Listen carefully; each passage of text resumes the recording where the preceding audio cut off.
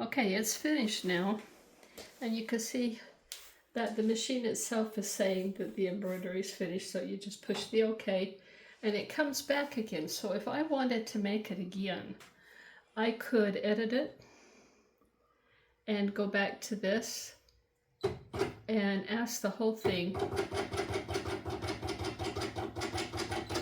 And there it is. It would come down into my pattern down here, and I could repeat it. And at this point, I wouldn't be able to change the words unless I go back and start over on the wording.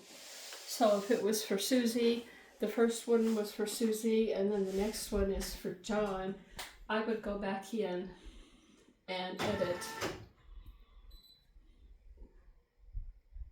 I would go back in and edit here. See how the name is lit up, or the date's lit up? I can edit that. It's just not easy. I'd have to go into add. And then let's say I want to change the dates, and then I would put in the new date. Let's say it's 12. And then I just keep on going here.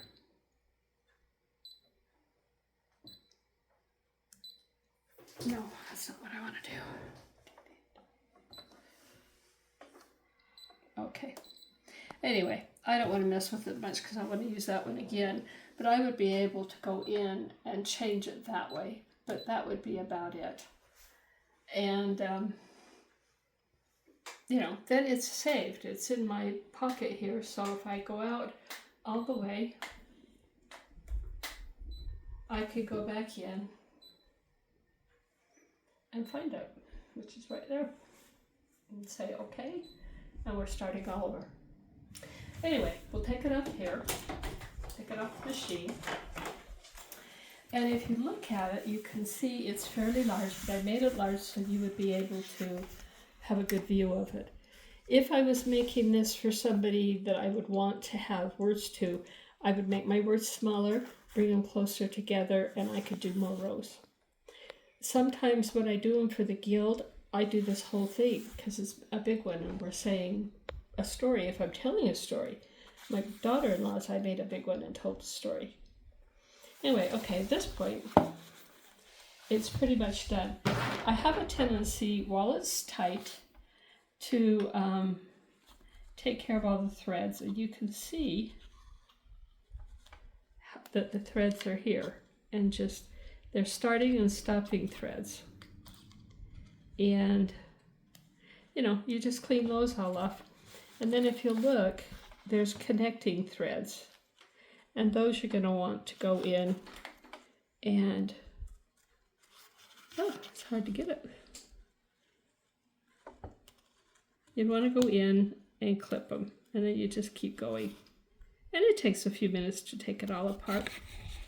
And then you can see right here that there's no connectings. And then when I get it off, any little pieces that I might not have got cut clean, I would take off then. Now, for me to remove this from the hoop, I need to, I'll just show you a little bit, because I want to use this part for another one to show you a different pattern.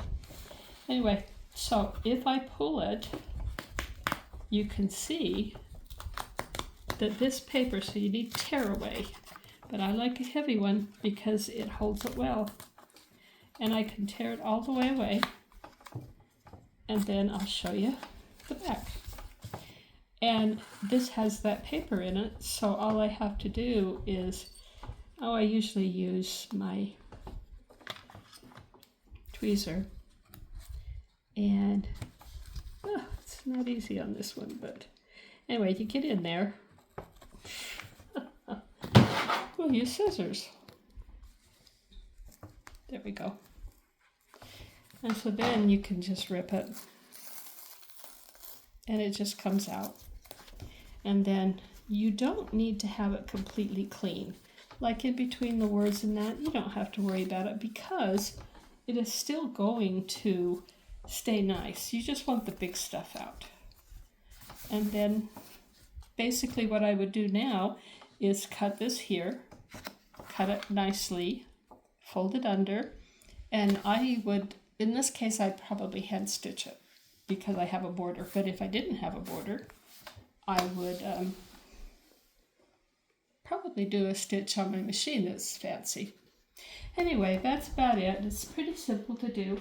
I'm going to do another one, and when I get it done, I will put it on right here, and when I get it done, I will show it to you, and we'll be all good. Thanks.